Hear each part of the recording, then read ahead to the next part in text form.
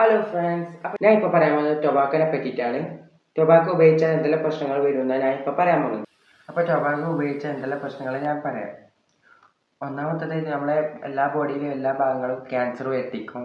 രണ്ടാമത്തത് lung cancer ഉണ്ടാകാനുള്ള സാധ്യത കൂടുതലാണ്.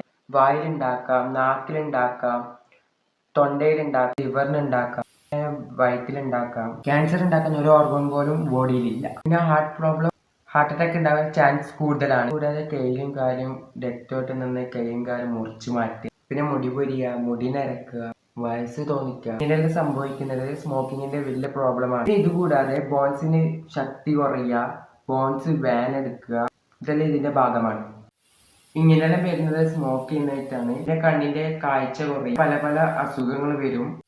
90% പറയുന്നത് ലങ് ക്യാൻസർ മൂലം ഡെത്ത് സ്മോക്ക് ചെയ്യുന്നതായിട്ടാണ്. 90% അതായത് 10ൽ 10 ആള് 9 ആള് ലങ് ക്യാൻസർ കാരണം മരിക്കുന്നത് സ്മോക്കിംഗ് പ്രോബ്ലമാണ്.